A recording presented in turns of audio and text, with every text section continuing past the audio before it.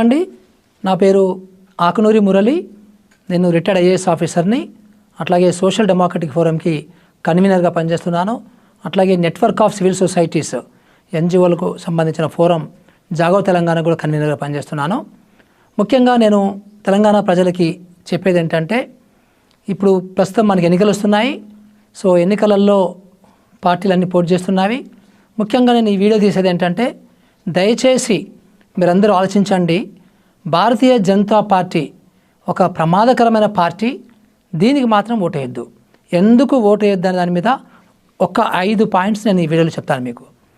అంటే ఏ రకంగా వీళ్ళు అబద్ధాలు ఆడతారు, ఏ రకంగా వీళ్ళు అభివృద్ధి చేయకుండా అబద్ధాల పునాదుల మీద ఓట్లు అడుగుతారు అనేది సారాంశము.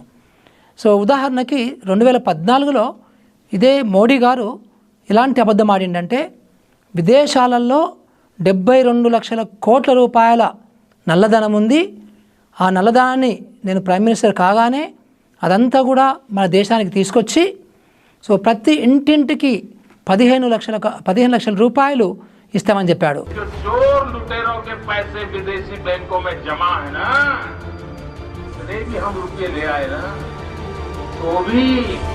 हिंदुस्तान के एक गरीब आदमी को मुफ्त में 15-20 लाख रुपए भी मिल जाए. మీ ఇంటికి వచ్చినాయా 15 లక్షలు? మీ ఊర్లో ఎవరికైనా వచ్చినాయా 15 లక్షలు? మీ జిల్లాలో ఎవరికైనా వచ్చినాయా? ఈ దేశం మొత్తంలో ఎవరికి కూడా ఒక్క 15 లక్షల రూపాయలు కూడా అకౌంట్లో వేయలేదు.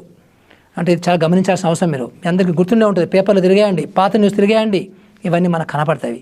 అట్లాగే 2014లో ఈ మహానుభావుడు ఇంకొక ప్రామిస్ చేసిండు.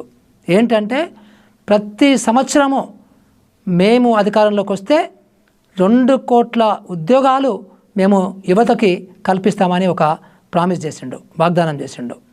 ఈరోజు అధికారంలోకి వచ్చి ఆయనే 10 సంవత్సరాలు అయింది.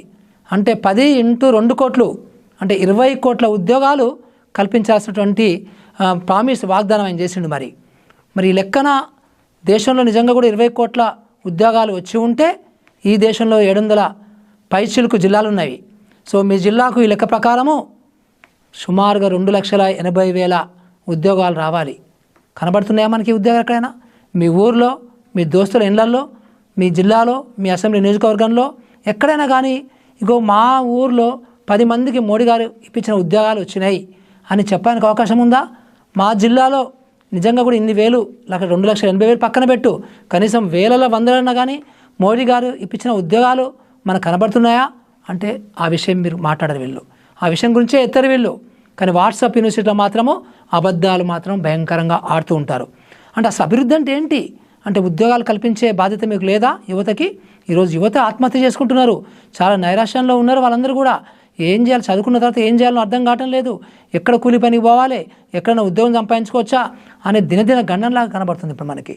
సో అట్లాగే ఈ మహానుభావుడు అండి 2015లో పేదలందరికీ, ఇల్లు లేని వాళ్ళందరికీ కూడా మేము ఇల్లు కట్టిస్తాము, మేము మా ప్రభుత్వం ఇల్లు కట్టిస్తుంది దేశం మొత్తము అని చెప్పేసి కేంద్ర ప్రభుత్వం నుంచి ఒకటి ప్రైమ్ మినిస్టర్ ఆవాస్ యోజన, అందరికీ ఇండ్లు 2022 సంవత్సరం కల్లా దేశంలో ఉన్న అందరికీ ఇండ్లు కట్టిస్తామని చెప్పేసి వాగ్దానం చేసిండు. బట్ ఈరోజు 2022 పోయింది, 2023 పోయింది, 2024 వచ్చింది మనకి. ఎక్కడైనా కానీ మీ గ్రామంలో మోడీ గారు కట్టించిన ఇండ్లు, పేదోళ్ళకి కట్టించిన ఇండ్లు అని మనకు కనబడుతున్నాయా? ఎక్కడైనా కనబడుతున్నాయా? ఏదైనా మీ గ్రామాల్లో కనబడుతుందా? మీ మండలంలో కనబడుతుందా? మీ నియోజకవర్గంలో కనబడుతుందా? మీ జిల్లాలో కనబడుతుందా? అంటే తెలంగాణ మొత్తంలో కూడా నేను ఇంతవరకు దీన్ని చూసిన దాంట్లో మీరు కూడా చూసి ఉంటారు, ఎక్కడ కూడా పేదోళ్ళకు సంబంధించి ఒక్క ఇల్లు కూడా కట్టేయని మహానుభావుడు మోడీ గారు ఇప్పుడు ఈయన నాకు 52 ఇంచుల ఛాతీ ఉన్న నేను గొప్ప మొనగాన్ని అని చెప్పేసి మొత్తం ఇంటర్నేషనల్గా డబ్బా కొట్టుకుంటున్నాడు. అంటే అభివృద్ధి అంటే ఏంటండి? ఒక్కది గుడి కడితే అభివృద్ధి? సో లేకపోతే నువ్వు విద్వేషం చేస్తున్నటువంటి, అంటే దేశంలో ఉన్నటువంటి మతాల మధ్యలో చిచ్చులు పెట్టుకుంటూ సో ఒక విద్వేష రాజకీయాలని మీరు ప్రగల్పుతున్నావు. ఇదా అభివృద్ధి అంటే? ఇదా? ఇంత చీప్ రాజకీయం చేస్తారా మీరు? సో అట్లాగే ఈ మహానుభావుడు అండి PM శ్రీ అనే ఒక విద్యకు సంబంధించిన ఒక పథకం పెట్టిండండి పోయిన సంవత్సరము. ఆ పథకం యొక్క ముఖ్య ఉద్దేశం ఏంటంటే, సో మేము నెక్స్ట్ 5 సంవత్సరాలలో 14,600 ప్రభుత్వ స్కూళ్ళు తీసుకొని బ్రహ్మాండంగా తయారు చేస్తాం వాటిని, స్కూళ్ళని అని చెప్పేసి ఒక PM శ్రీ అనే ఒక పథకాన్ని రూపొందించండి. ఈ దేశంలో మనకి 11 లక్షల ప్రభుత్వ స్కూళ్ళు ఉన్నాయి. అంటే ఈయన 5 సంవత్సరాల్లో 14,600 స్కూళ్ళు మాత్రమే బాగు చేస్తారంటే అంటే ఈ లెక్కన మొత్తం 11 లక్షల స్కూళ్ళని నువ్వు అభివృద్ధి చేయాలి అంటే సుమారుగా 358 సంవత్సరాల టైం పడుతుంది.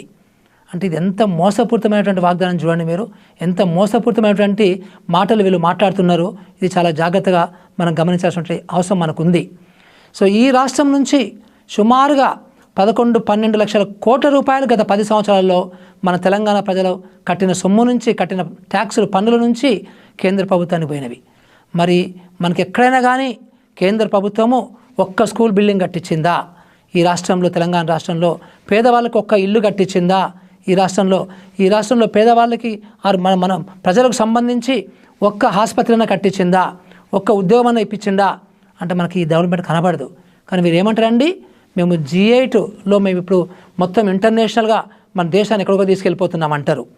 సో చిన్న చిన్న విషయాల మీద కచ్చి అని ఒక చిన్న ఇది ఉంది, దీవి ఉంది. ఆ దీవి అంటే ఎప్పుడో ఏదో ఒక ఇందిరాగాంధీ గవర్నమెంట్ శ్రీలంకకి ఇచ్చిందట. ఇప్పుడు అదే అండి ఇష్యూ మనకు కావాల్సింది. ఆ ఇష్యూ గురించి నువ్వు మాట్లాడుతావు ప్రైమ్ మినిస్టర్గా. ఏమన్నా కొంచెం అర్థం ఉందా? అదేమన్నా నాకు ఆ కచ్చిరేవు అనే ఒక దీవి నాకేమైనా తిండి పెడుతుందా? నాకేమైనా ఉద్యోగం ఇస్తుందా?